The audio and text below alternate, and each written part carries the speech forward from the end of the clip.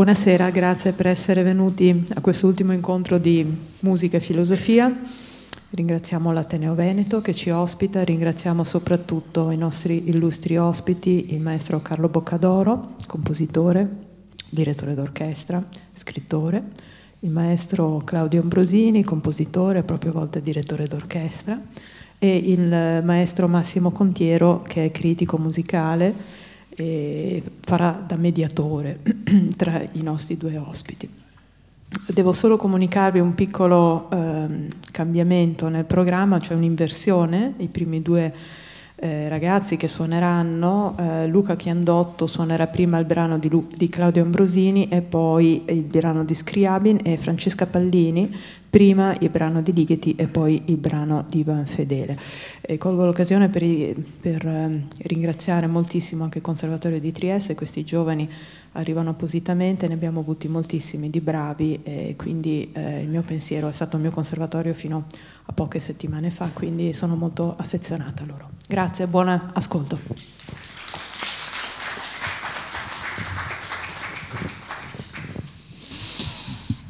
Allora, questa serata, che è un appuntamento del ciclo Musica e Filosofia, ha un titolo: Musica Celestis, le immagini della musica. Musica Celestis è anche il titolo del libro scritto ormai 19 anni fa. 17 anni fa, no? 19. È uscito nel 2001, ma vedo che insomma, era del 1999. Sì, no, parecchi anni fa, diciamo così. Da Carlo Boccadoro. e quindi per un attimo voglio anche affrontare l'argomento che in questo libro è trattato, cioè questo libro è una collazione di interviste di compositori che in qualche maniera inaugurarono un nuovo stile che fu la liberazione, possiamo così dire, dallo stile imperante che qui soprattutto in Europa era lo stile dei compositori usciti dalla scuola, dai Ferienkurs, dai corsi estivi di Darmstadt, i quali avevano come punto di partenza il compositore Anton Webern, il terzo, diciamo così, dei tre grandi esponenti della seconda scuola viennese, Schoenberg, Berg e Webern, e tutti coloro che in qualche maniera si ritrovavano a Darmstadt presero le mosse dal serialismo che aveva ispirato la scuola viennese, e molti di loro si adeguarono a questo tipo di scrittura molto strutturata e sostanzialmente, per superare il linguaggio della tradizione, che era il linguaggio tonale, ci fu anche il richiamo forte filosofico al pensiero di un grande Frankfurter, cioè di uno di quei grandi pensatori della scuola di Francoforte, che era Adorno, il quale nella sua filosofia della musica aveva teorizzato che la strada segnata da Schoenberg era la strada maestra per la musica nuova. Non voglio parlare di dittatura di questo pensiero, ma per molto tempo fu quasi un pensiero unico, comunque fortemente dominante qui in Europa. Molti dei compositori che invece vengono intervistati in questo libro sono di area statunitense, alcuni britannici, con le eccezioni di Andriessen, che è olandese, mi pare, no? Olandese sui generis. Olandese sui generis, che hanno faticato ad affermarsi, se vogliamo, in questo triangolo franco-italo-tedesco che è stato il più sensibile alle suggestioni di cui parlavo prima. E sicuramente Carlo Boccadoro con questo libro è stato il primo a occuparsene in Italia, ma è arrivato il tempo anche di questi compositori, perché uno di loro, Steve Reich, è stato addirittura Leone d'Oro della Biennale, e quando è venuto qui ha detto queste cose. Ad un certo punto serviva una scopa per spazzare via quello che stava morendo, è quello che abbiamo fatto io e i musicisti della mia generazione. Quindi questi ultimi scorci di anni ha proliferato un tipo di stile che è assolutamente diverso, magari adesso non sarà quello di cui parleremo questa sera perché ci dovremo occupare appunto solo di musica questo, celeste, infatti. ma mi piaceva dire che questo titolo è lo stesso, è identico il titolo dell'argomento di questa sera a quello di questo libro.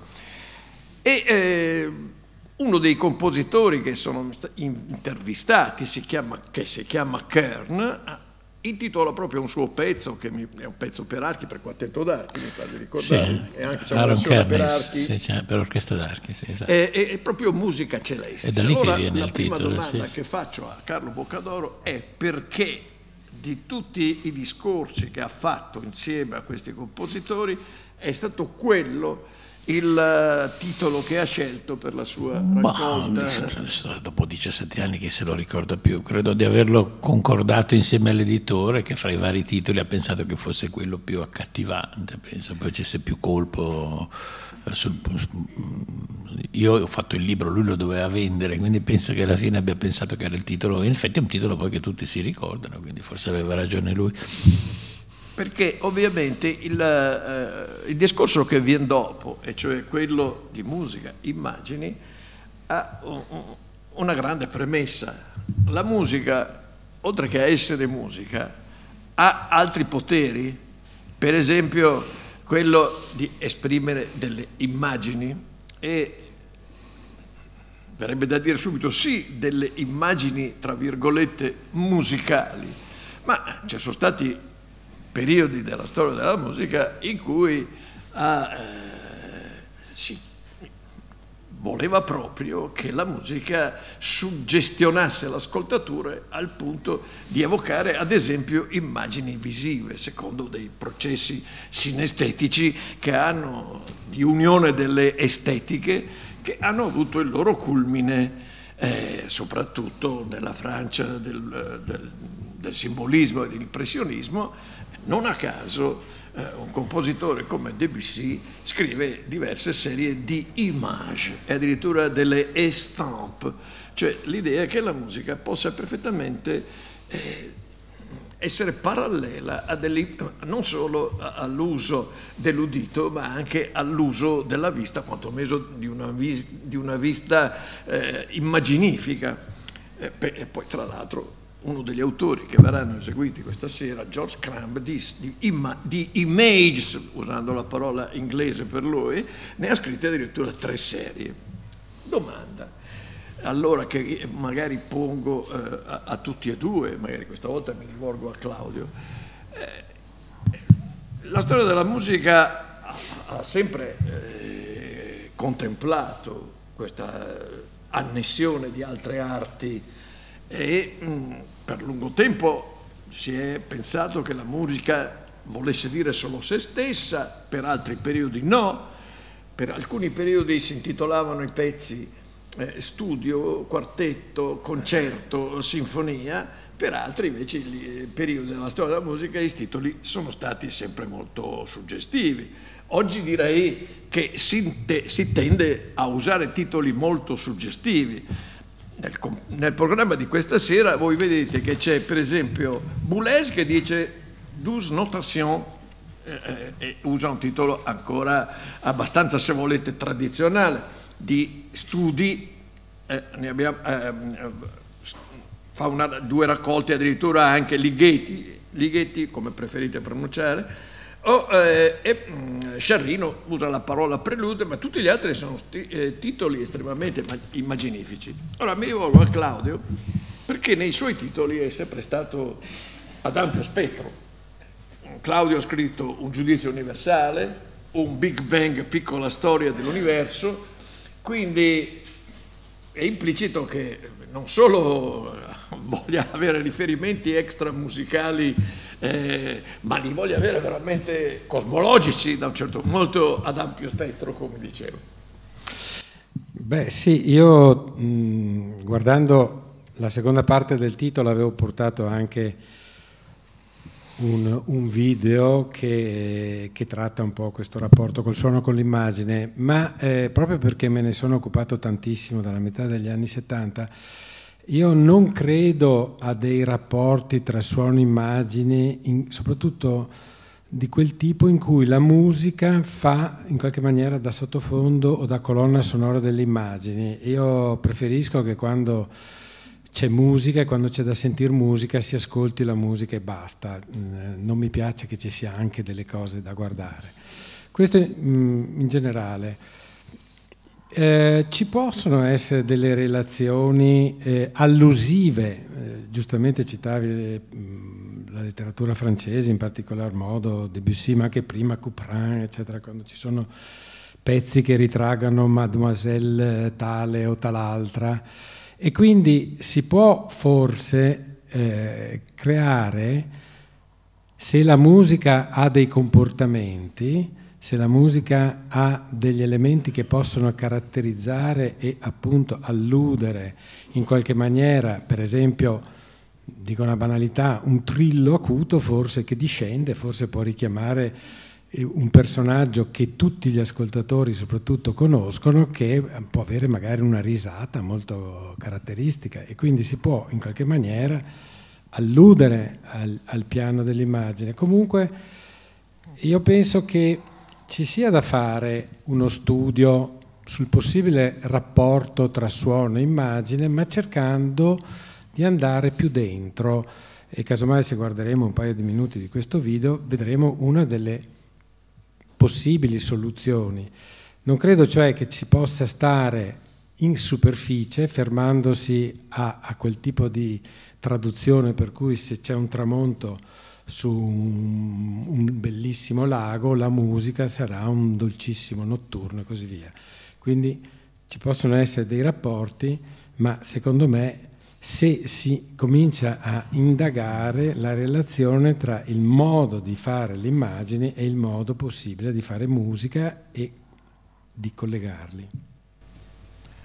Adesso ovviamente mi rivolgo anche a Carlo Boccadoro e gli domando, tanto di rispondere sullo stesso argomento, ma anche dalla lettura del libro Musica Celestis si ricava l'idea che i compositori intervistati siano molto interessati piuttosto alla strutturazione della loro musica, benché non abbia più, sia dichiaratamente, nella maggior parte dei casi, tonale, riceva suggestioni soprattutto dal jazz, in qualche caso anche dal pop o dal rock, ma questi autori non hanno, diciamo così, spunti letterari in genere per le loro composizioni. Anzi, hanno un atteggiamento quasi strutturalista, si chiama musica per 12 strumenti, spesso i loro titoli fanno sentire, si richiamano alla struttura del lavoro, sì, esatto. Non hanno, diciamo, spunti romantici, sono molto più romantici, esatto. I titoli di Charry.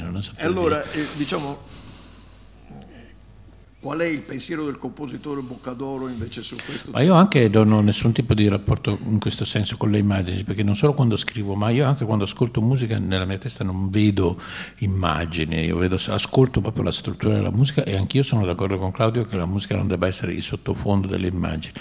Però quello che ho notato attraverso i decenni in cui faccio concerti, che ogni volta che ho parlato con qualcuno invece che non faceva il musicista di professione, cioè centinaia di persone, quando ho chiesto pareri su un brano o su un altro, tutti mi hanno risposto evocando delle immagini. Uno vedeva il mare, uno vedeva un treno, uno vedeva la casa. Non c'è stato uno che non abbia avuto delle suggestioni visive della musica.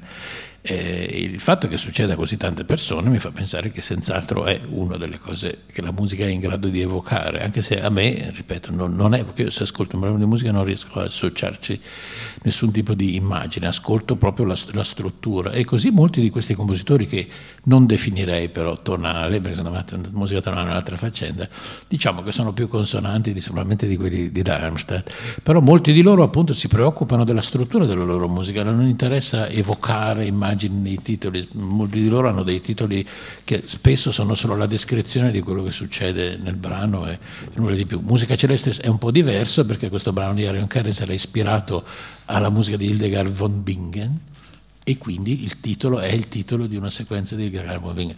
Però anche il pezzo poi in realtà non ha nulla di descrittivo, non cerca di descrivere la musica celeste, anzi è un brano che è quello molto strutturato.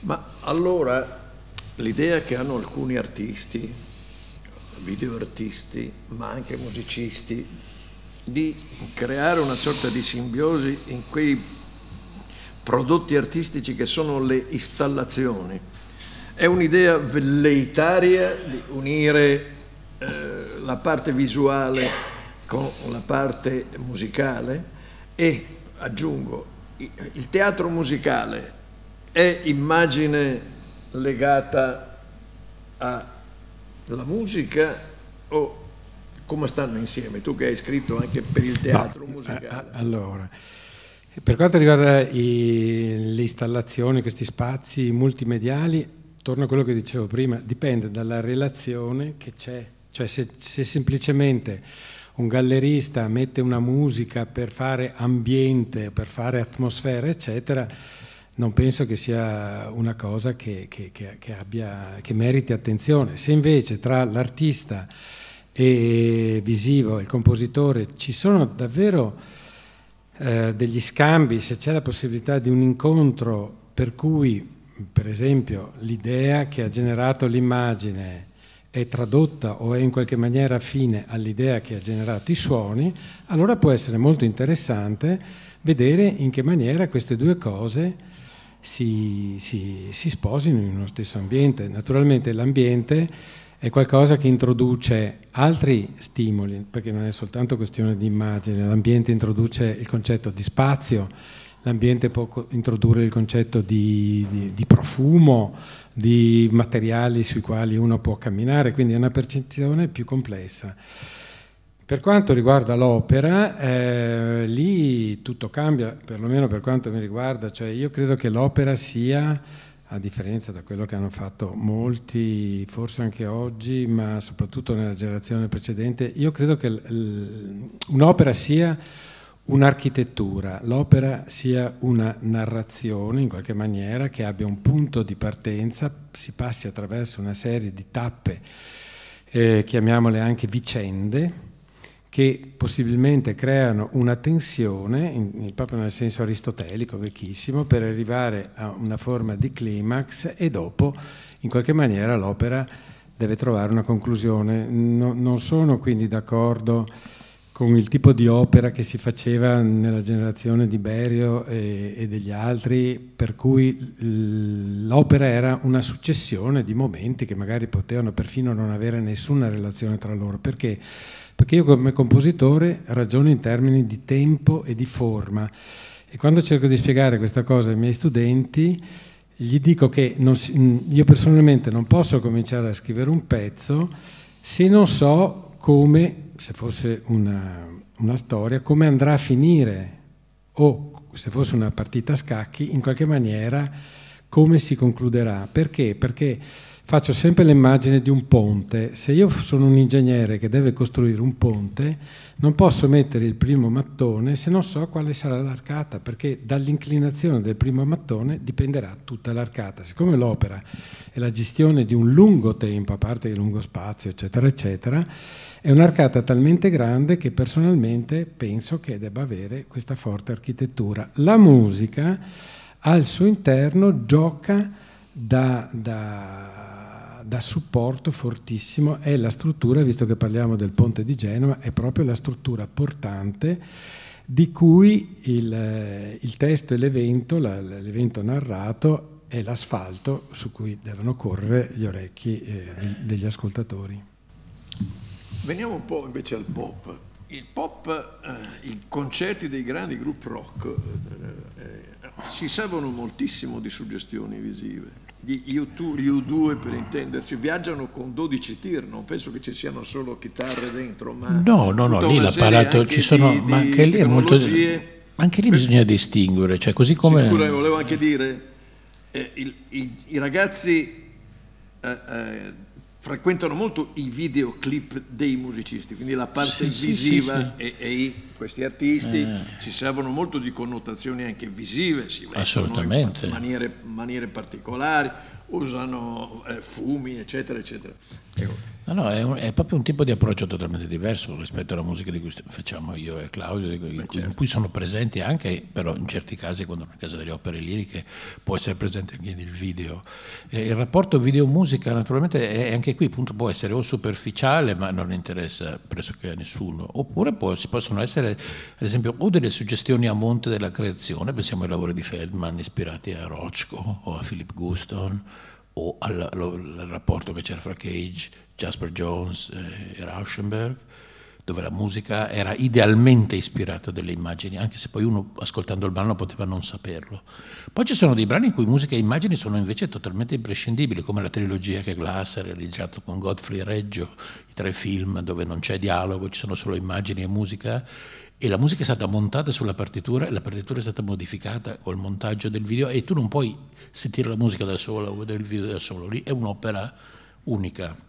E in quel caso allora diventa una cosa interessante, poi indipendentemente che uno gli piaccia o meno l'autore, però lì si vede che c'è stata una fusione di intenti. Quindi o è il rapporto con la musica, con l'immagine è così, cioè materico, ci si taglia assieme, si lavora assieme, o è, diciamo, ideale come dei pezzi di Feldman, oppure un altro tipo di, appunto, di usarla come sottofondo, così non importa. Nel rock poi invece è fondamentale, perché nel rock c'è una specie di assalto, chiamiamolo così, a tutti i sensi, quindi il volume molto alto, la musica che non è solamente un ascolto intellettuale, ma passa proprio attraverso il fisico, vibra, la gente balla, si muove, ci sono i fumi, ci sono le luci, c'è il volume, c'è tutto, fa in modo che si provochi una reazione anche fisica nell'ascoltatore, cosa che nella musica non rock non c'è nel jazz, non c'è questa cosa qui, e men che meno in quella della musica classica.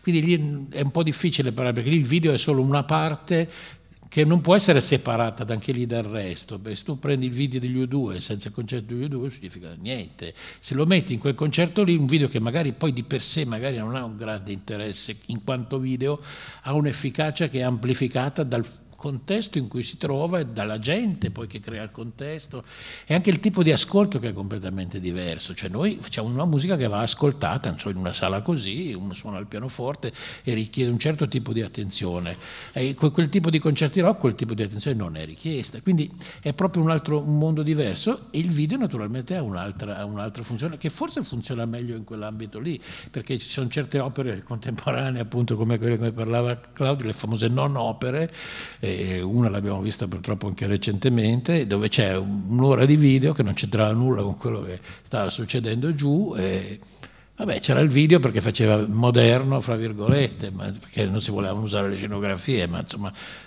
poteva esserci un altro video al posto di quello, quindi a quel punto diventa una cosa decorativa. Volevo solo dire, riprendendomi quello che dicevo prima, che negli anni 70 questa rottura con l'avanguardia non c'è solo da parte dei musicisti, ma c'è anche proprio nell'avanguardia italiana, con un compositore appunto come Sciarrino che rompe come andrete i ponti. E come lo fa? E lui stesso mi ha raccontato che i suoi titoli all'epoca causarono uno scandalo incredibile. C'è un titolo come All'aure in una lontananza, quando tutti scrivevano struttura B, concerto F, i personaggi delle opere si chiamavano lui, lei, B, C, no? Questi titoli così evocativi, Danfon, provocarono, diceva lui, da parte di esponenti come Giacomo Manzoni, ad esempio, ma cose scene dall'altro mondo, perché li consideravano appunto decorativi, così superficiali, e quindi l'uso della musica come evocazione di immagine è stato un modo, anche all'interno della stessa avanguardia, per segnare un confine fra le generazioni diverse. Prima si facevano apposta questi titoli che prima erano proibiti. Scusa, prima di andare avanti volevo sottolineare che hai fatto 2 esempi secondo me perfetti. Forse non tutti si ricordano la musica di Feldman, compositore americano del gruppo di Cage, che fa delle situazioni molto rarefatte, ci sono spesso degli accordi lasciati vibrare, poi ce n'è un altro, una musica molto spesso pianissimo, molto dilatata, vedete il gesto che faccio, e quindi il fatto che abbia lavorato con Rothko, avete presente tutte le campiture di colore di Rothko, ecco, è un ottimo esempio di quello che stavo cercando di dire prima, di una unità di intenti, di modi, per cui la genesi dell'opera che nasce, in questo caso la Rothko Chapel, è una cappella Rothko, una cappella laica in cui ci si può raccogliere in meditazione, forse in preghiera. È uno spazio, mi pare ottagonale o esagonale, in cui a ogni parete c'è un grande pezzo di Rothko. E sono tutti neri, però per sono molto scuri, tra l'altro, appunto, e ci sono solo 2 o 3 panchine, uno va dentro, si siede, si immerge, riflette e sente questa musica che è assolutamente coerente, ma non perché c'è il commento. Feldman è di suo così e Rothko è di suo così. I due si incontrano, si trovano. Altrettanto, all'opposto, invece che sulla lentezza, sulla velocità, secondo me è perfetto l'esempio che hai fatto del ciclo di film di Glass e di Reggio. Vi ricordate Cogliani Scazzi, che era un film con immagini di questo Reggio, un regista americano, che immagini di città in cui c'erano accelerazioni per cui si vedevano le persone che camminavano per la strada velocissime, una serie di immagini molto veloci, con sotto la musica minimalista di Philip Glass, che era perfetta, perché entrambi i lavori erano generati da questi meccanismi, da una meccanicità. Tra l'altro il cinema è frutto di una macchina che gira, rotelle che girano, eccetera, montaggio, durate, schemi, fotogrammi, quindi sono 2 ottimi esempi di che cosa vuol dire fare le cose davvero a partire da un matrimonio di nature e di intenti, e invece semplicemente fare un po' di atmosfere che ci stanno bene. Sì, c'è da dire che la cappella di Rothko era in commemorazione dell'Olocausto, ed è effettivamente quanto dura The Rothko? Rothko Chapel dura una mezz'oretta il brano. La cosa strana di quel posto è che, diciamo, è un posto dove qualsiasi persona di qualsiasi religione può andare o a pregare oppure semplicemente a meditare, e ci sono questi 14 quadri neri che a vederli sembrano tutti uguali. Per vedere le differenze bisogna andarci vicinissimi, quasi proprio col naso. Allora lì si scopre che ognuno in realtà è fondamentalmente diverso dall'altro. E parlando di rock, ad esempio, anche Peter Gabriel ha scritto una canzone su questo posto, perché è un posto veramente affascinante, c'è un'atmosfera senza tempo in questa cappella. Lì, sappiamo che ci sono state collaborazioni importanti tra pittori e musicisti. Qui a Venezia abbiamo avuto amicizia tra Nono e Vedova, e Nono scrive Omaggio a Vedova, perché effettivamente c'era uno scambio continuo di idee per quanto riguardava l'arte, e quindi erano artisti gemelli. Per vie non descrittive qualcosa veniva fuori, insomma. Ecco. Sì. Però tu nel primo pezzo tuo seguirà al pezzo, visto che c'è stato lo spostamento che tu chiami un titolo Notturno Marino Spezzato, è preceduto da una composizione di Scriabin. Scriabin è un musicista che invece quell'utopia di unire tutto, di unire colori e suoni, aveva addirittura fatto fabbricare uno strumento con dei tasti che corrispondevano, una volta premuti facevano scattare determinati colori, quindi questa è un'utopia. Altro che concerto rock, altro che concerto rock, quello era veramente psichedelico. Poi dall'altro addirittura auspicava che ci fossero anche profumi. Voi sapete che c'è stato anche il periodo in cui si pensava di applicare profumi e odori al cinema per eccitare ulteriormente la fruizione di determinate sensazioni. L'idea di conglobare tutto appartiene molto spesso agli artisti. Non per caso c'è stato un certo signor Wagner, il quale voleva fare l'opera d'arte di tutte le arti nei suoi melodrammi.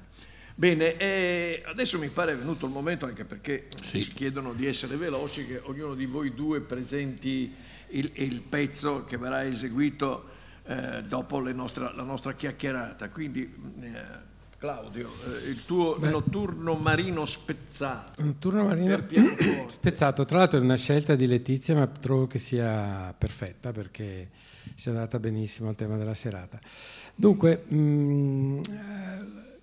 ci sono tante cose in questo titolo e anche un po' forse di ironia e di provocazione, nel senso che Adesso non entriamo minimamente in questo dibattito che è stato tra i dibattiti centrali degli ultimi decenni, consonanza, dissonanza, se sia la dissonanza che fa la modernità, se sia il ritorno della consonanza che fa il tornare indietro.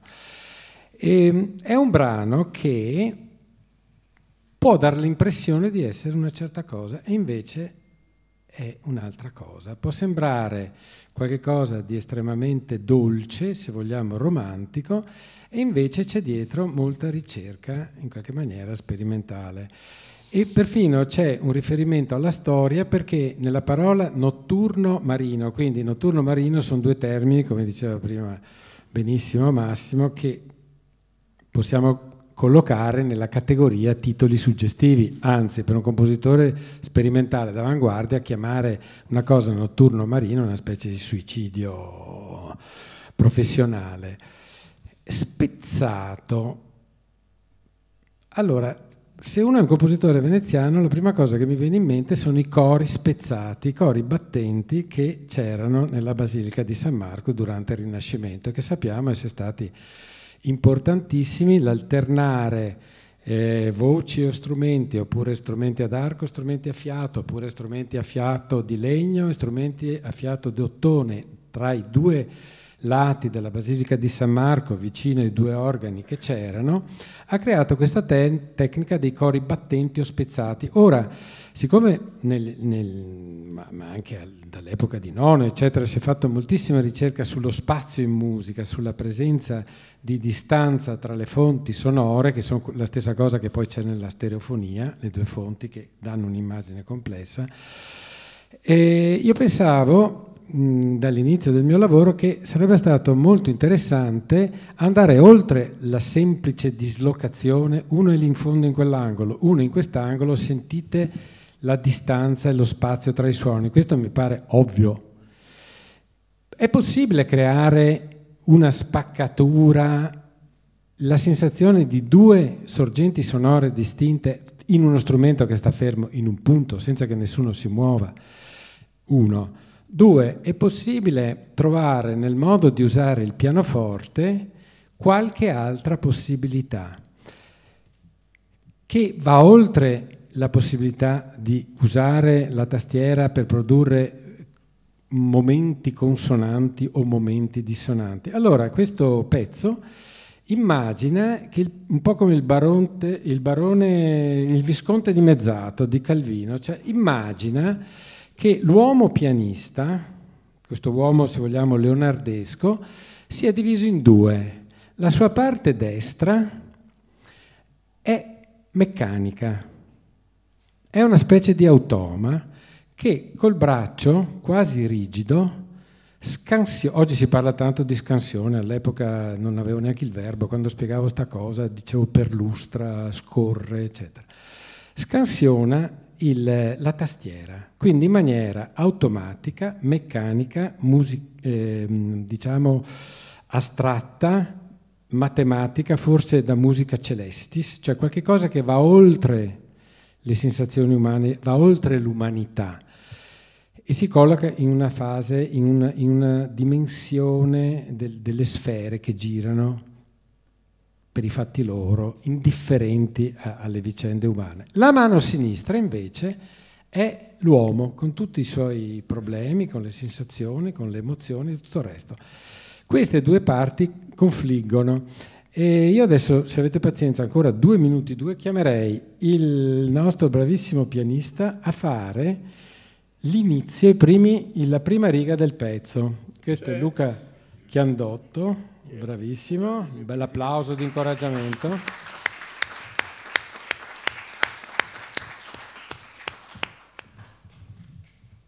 Ecco, gli chiedo solo 30 secondi e poi torna di là che è più caldo.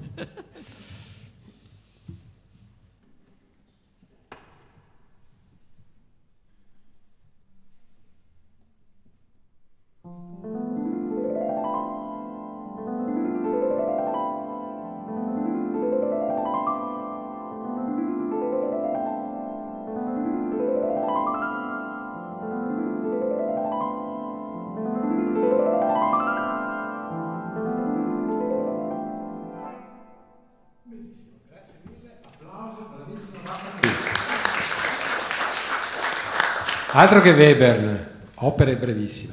No, non è finito. E, ecco, qui siamo nel notturno marino, siamo improvvisamente piombati in un'estetica molto dolce, eccetera.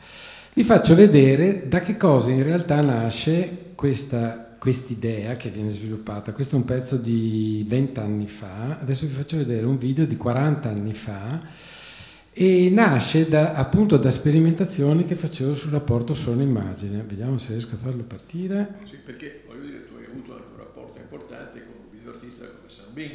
Sì, io ho lavorato moltissimo con i primissimi videotape, i videoregistratori negli anni 70. Aspetta che vediamo. Questo pezzo si chiama Video Sonata perché cercherò di applicare alcuni processi tipici del video allo strumento pianoforte. Questo è un monitor, questo è un pianoforte elettrico.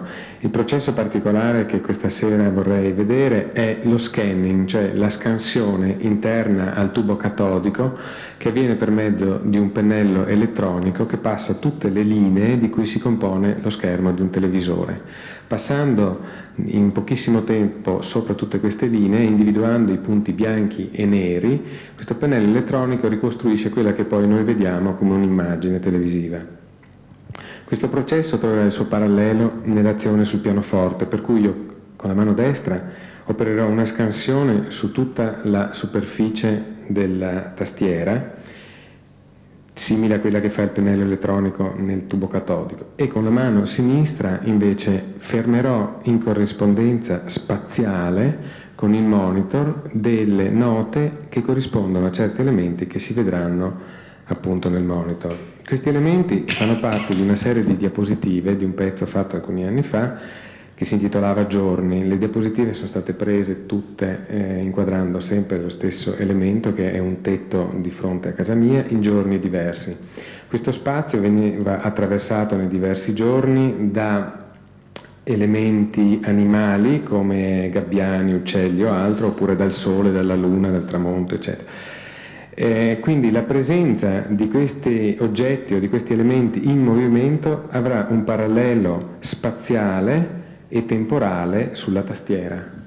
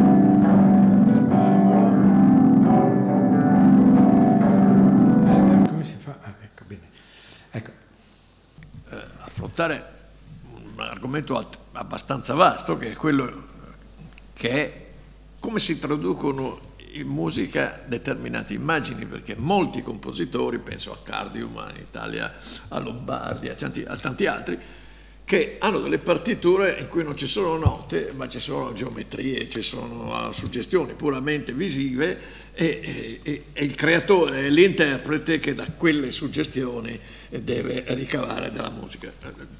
Non abbiamo il tempo per farlo, vuol dire che la prossima volta parleremo invece che di musica e immagine, di immagine e musica, Letizia, per sanare questa lacuna. E siamo adesso al pezzo di il mio è quello che è un pezzo che una volta, cioè, anzi è un pezzo cosiddetto di occasione, non dico questo in termine peggiorativo, nel senso che mi è stata data l'occasione, un'occasione molto particolare di scriverlo. È stato scritto su commissione di una casa discografica, la Sony Classical, che stava preparando il disco di un pianista questo pianista aveva deciso di incidere facendo un po' il verso a Glenn Gould, che fece un famoso disco in cui suonava William Byrd, Orlando Gibbons al pianoforte, e lui invece suonava Claudio Merulo e altri musicisti, Frescobaldi, eccetera, sul pianoforte moderno. Allora, per completare questo disco, il boss della Sony mi ha detto: voglio che tu scriva un brano utilizzando una specie di compito a tema. Dovevo assolutamente usare la melodia di una canzone di Monteverdi, cosiddetta canzonetta di Monteverdi, Si dolce il tormento, che è in realtà la scala discendente di Fa maggiore, più o meno. E dovevo usare per forza questo tema. Ci ho messato un po', poi ho deciso di usarlo proprio come DNA di tutto il pezzo. Tutto il pezzo è praticamente costruito su queste note, che all'inizio si sentono in forma di accordi, ma sono quelli di Monteverdi, poi si sentono proiettate su tutti gli ambiti della tastiera, eccetera. Quindi all'inizio il pezzo sembra iniziare in maniera appunto molto consonante, perché è fatto solo con la nota di Monteverdi, poi man mano prende una dimensione invece sempre più astratta e si allontana, però questo fantasma così monteverdiano ritorna sempre. Siccome nel testo si parla di bellezza crudele, allora, e c'era appunto questa idea un po' di questa malinconia di questa melodia, l'ho tradotto e l'ho chiamato Cruel Beauty, ed è stata una delle esperienze più singolari della mia vita, perché questo pianista non solo non l'ho mai incontrato, ma come raccontavo prima l'esecutrice non ha voluto che nessuno fosse presente alla registrazione, cioè mi ha detto che non dovevo assolutamente assistere, non mi ha mai interpellato su come farlo, e l'ha inciso senza dirmi niente. Poi l'ha inciso benissimo, però è stata la prima volta che ho avuto un pezzo eseguito e suonato da qualcuno che non ho mai incontrato e che non credo non incontrerò, insomma, in vita mia. Quindi è un pezzo un po' particolare. Mi piaceva l'idea che nascesse per un disco e mi ha fatto venire in mente quei brani degli anni 20, senza voler fare naturalmente paragoni artistici, ma come la Serenata in La di Stravinsky, che doveva stare, la cui durata di ogni movimento doveva stare dentro un 78 giri, che era una cosa che, per esempio, nel famoso libro di Malipiero lui si scandalizza dicendo mercimonio, addirittura lui si mette al servizio dell'industria discografica, eccetera. Invece io avevo tot minuti, non solo avevo tot minuti, ma avevo anche la melodia, quindi ero proprio ingabbiato in delle costrizioni molto precise, che però spesso le costrizioni per un compositore sono lo stimolo per la fantasia, e quindi è un pezzo, diciamo così, d'occasione, ma ci sono molto affezionato.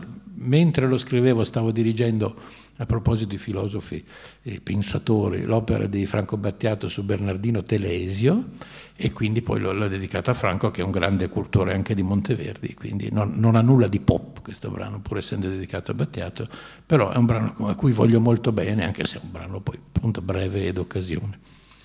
Allora chiudo questa nostra chiacchierata esprimendo alcune parole di soddisfazione.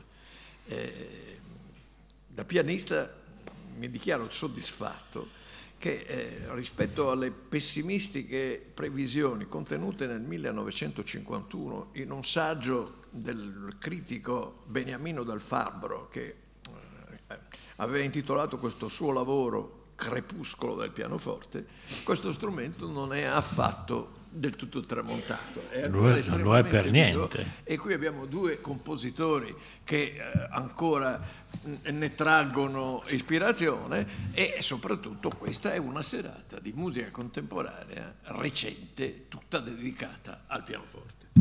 Bene, allora passiamo agli ascolti. Buon ascolto a tutti.